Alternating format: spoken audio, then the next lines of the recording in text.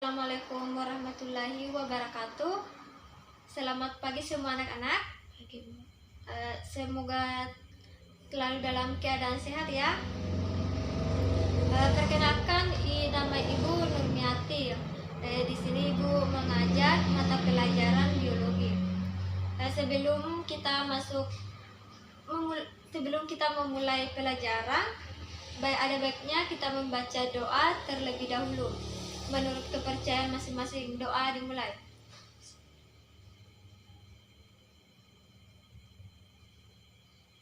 Doa selesai. Ibu harap anak-anakku sekalian memperhatikan sungguh-sungguh ya, karena pendidikan bukan cuma pergi ke sekolah dan mendapatkan gelar, tapi juga memperluas pengetahuan dan menyerap ilmu kehidupan. Selanjutnya kita masuk di materi yaitu sistem reproduksi pria berfungsi untuk dan menyimpan serta mengantarkan sperma untuk membuat sel telur. Sedangkan sistem reproduksi wanita memiliki fungsi untuk memproduksi sel telur dan menyediakan tempat untuk janin selama kehamilan. Jadi kedua fungsi tersebut saling melengkapi dalam proses reproduksi. Ya, kemudian alat reproduksi pada manusia, pada wanita ya, yaitu tuba falopi, di mana organ ini berbentuk menyerupai tabung kecil yang menempel di bagian atas rahim. Tuba falopi ini berfungsi sebagai jalur sel telur untuk bergerak dari ovarium ke rahim. Yang kedua itu ovarim, di mana kelenjar berbentuk oval dan berukuran kecil yang terletak di kedua sisi rahim. Ovarium ini menghasilkan sel telur dan hormon estrogen serta progesteron. Selanjutnya itu ovarium, di mana kelenjar berbentuk oval dan berukuran kecil yang terletak di kedua sisi rahim. Ovarium menghasilkan sel telur dan hormon estrogen serta progesteron. Yang ketiga itu vagina dan serviks. Vagina dan serviks ini adalah jalur yang menghubungkan serviks atau mulut rahim ke bagian luar tubuh. Vagina ini dikenal juga sebagai jalan lahir ya. Saat berhubungan seksual atau sperma akan dikeluarkan ke dalam organ ini melalui penis. Uterus atau rahim. Rahim ini adalah organ berongga berbentuk menyerupai buah pir yang merupakan tempat bagi janin untuk berkembang semasa kehamilan. Adapun untuk fungsi sistem reproduksi manusia itu fungsinya itu reproduksi pada wanita adalah untuk memproduksi sel telur dan menyediakan tempat untuk janin selama kehamilan. Kedua fungsi tersebut saling melengkapi dalam proses reproduksi. Fungsi reproduksi pada pria itu adalah untuk memproduksi dan menyimpan serta mengantarkan sperma dan untuk membuahi sel telur. Selanjutnya bagian D, selanjutnya itu penyakit yang menyerang sistem reproduksi. Yang pertama itu endometritis, kanker organ reproduksi pada wanita, disfungsi ereksi, hipospadia, varikokel, dan kanker. Sampai di sini ada yang ingin ditanyakan? Ya, siapa?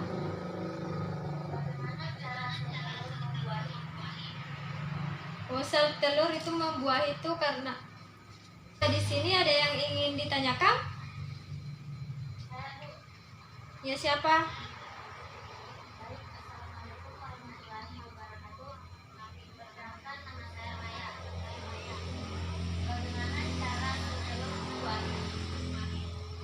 Bagaimana cara sel telur membuahi?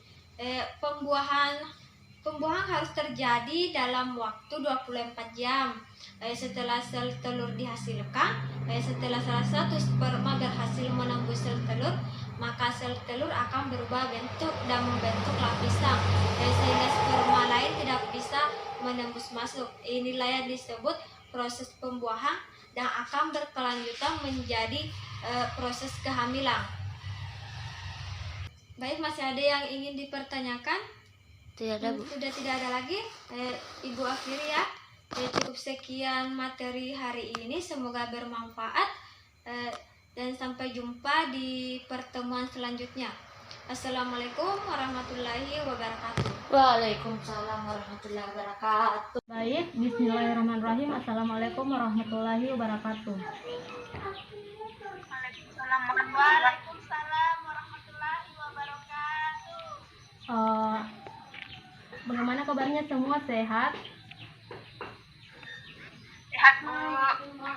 Nah, untuk di pertemuan kita kali ini kita akan membahas mengenai materi klasifikasi makhluk hidup.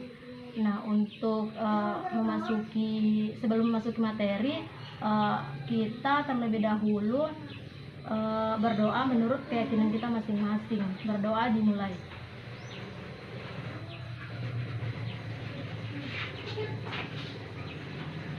Berdoa selesai.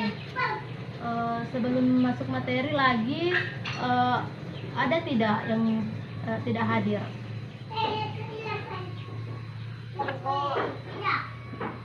Hadir semua? Ada yang sudah hadir, Bu.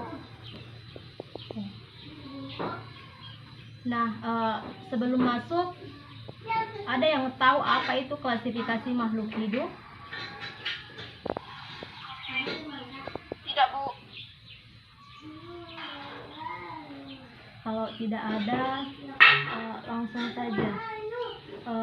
Di tujuan pembelajaran klasifikasi makhluk hidup ini, diantaranya siswa kita dipermudah dalam mempelajari dan mengenal berbagai macam makhluk hidup. Kemudian mengetahui hubungan kekerabatan antar makhluk hidup, mengetahui manfaat makhluk hidup untuk kepentingan manusia, serta mengetahui adanya saling ketergantungan antara makhluk hidup. Nah, pengertian klasifikasi makhluk hidup itu adalah pengelompokan makhluk hidup yang berdasarkan ciri-ciri tertentu yang dimilikinya. Cabang ilmu yang mempelajari klasifikasi makhluk hidup disebut taksonomi. Berasal dari bahasa Yunani, yaitu taksis yang artinya susunan, sedangkan nomos yang artinya aturan. Klasifikasi makhluk hidup dilakukan secara sistematis dan bertahap.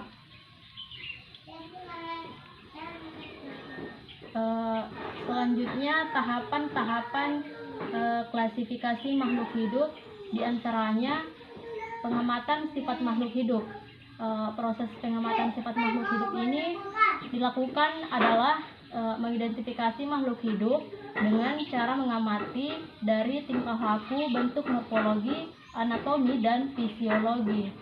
Selanjutnya, pengelompokan makhluk hidup berdasarkan ciri yang diamati. Pada proses ini, makhluk hidup dilakukan berdasarkan ciri dan sifat atau persamaan dan perbedaan yang diamati. Kemudian, pemberian nama makhluk hidup. Setelah dikelompokkan tadi, langkah klasifikasi selanjutnya itu memberi nama makhluk hidup agar lebih mudah dipahami. Sistem penamaan makhluk salah satunya adalah sistem tata nama ganda. Terus adapun manfaatnya dari klasifikasi makhluk hidup itu sendiri adalah untuk menyederhanakan objek studi biologi yang beraneka ragam sehingga lebih mudah untuk mempelajarinya. Kemudian dapat mengetahui hubungan kekerabatan antara organisme yang satu dengan organisme lainnya. Kemudian dasar-dasar klasifikasi yaitu klasifikasi berdasarkan kesamaan dan ciri-ciri yang dimiliki, klasifikasi berdasarkan ciri-ciri bentuk tubuhnya atau morfologi dan dalam tubuh atau anatomi. Klasifikasi berdasarkan ukuran, tempat hidup, cara hidup, dan manfaatnya. Sistem klasifikasi yang digunakan saat ini yaitu sistem klasifikasi Linnaeus, yang mana sistem klasifikasi makhluk hidup itu berdasarkan takson. Takson itu sebelum beralih, ada tidak yang tahu apa itu takson?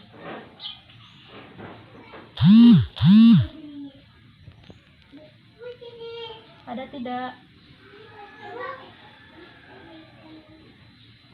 Baik, tidak ada ya. Takson itu adalah urutan klasifikasi makhluk hidup berdasarkan ciri yang paling umum hingga ciri yang paling khusus. Urutan takson pada makhluk hidup dimulai dari kingdom, divisi atau filum, kelas, ordo, famili, genus, dan spesies. Terus untuk kriteria klasifikasi tumbuhan bisa dibaca ya.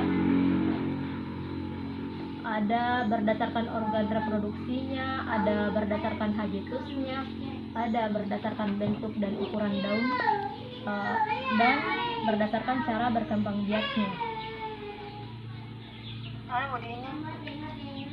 Sambal apa lagi kita rasa? Kemudian yang terakhir itu kriteria klasifikasi hewan yang selanjutnya saluran pencernaan makanan. Saluran pencernaan makanan ini hewan tingkat rendah tidak memilikinya, sedangkan hewan tingkat tinggi memiliki saluran pencernaan makanan. Terus kerangka tubuh dan anggota gerak. Anggota geraknya itu dengan kaki atau bukan kaki. Nah, sebelum mengakhiri materi ini, Ibu minta ada salah satu di antara kalian yang menyimpulkan materi yang telah Ibu paparkan tadi. Ada tidak di antara kalian yang bisa menyimpulkan materi ini? Saya, Bu. Ya, silahkan. Baik, terima kasih atas kesempatan ini. Jadi yang klasifikasi makhluk hidup itu adalah suatu pengelompokan makhluk hidup berdasarkan sifat atau ciri-ciri tertentu. Itu saja, Bu. Yang lain masih ada?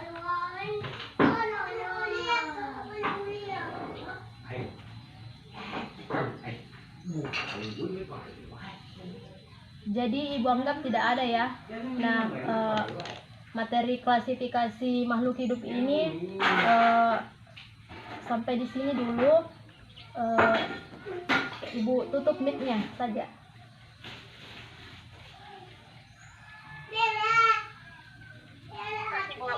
Ya, Assalamualaikum warahmatullahi wabarakatuh. Selamat pagi anak-anak. Sebelumnya perkenalkan, nama saya Nurmalisa selaku guru mata pelajaran MIPA. Nah, sebelum kita mulai pelajaran kali ini, terlebih dahulu kita berdoa sesuai dengan kepercayaan kita masing-masing. Berdoa dimulai. Berdoa selesai. Submateri yang akan kita bahas kali ini yaitu mampu mengetahui klasifikasi makhluk hidup. Yang kedua, tujuan klasifikasi makhluk hidup. Yang ketiga, klasifikasi sederhana makhluk hidup. Nah, sekarang Ibu ingin bertanya, apakah ada di antara kalian yang sudah tahu apa itu klasifikasi makhluk hidup? Tidak, Bu. Nah, di sini Ibu akan menjelaskan sedikit tentang apa itu klasifikasi makhluk hidup. Klasifikasi makhluk hidup adalah suatu cara pengelompokan makhluk hidup berdasarkan kesamaan ciri yang dimiliki.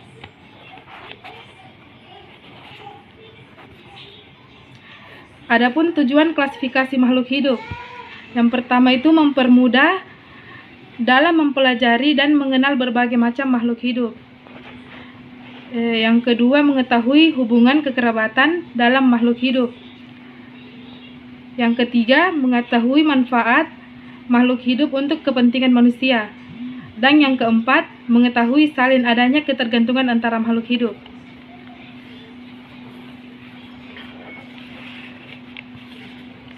Nah, sekarang Ibu minta satu perwakilan dari kalian membentuk 2 kelompok. Kelompok yang pertama mencari materi tentang morfologi dan ciri psikologi pada hewan. Untuk kelompok kedua, mencari materi tentang jenis makanan dan habitat hewan. Setiap kelompok akan mempresentasikan materinya minggu depan. Sampai di sini ada yang ingin ditanyakan? Tidak, Bu. Tidak. Kalau begitu, Ibu akhiri pertemuan kali ini dengan ucapan hamdalah. Alhamdulillahi rabbil alamin.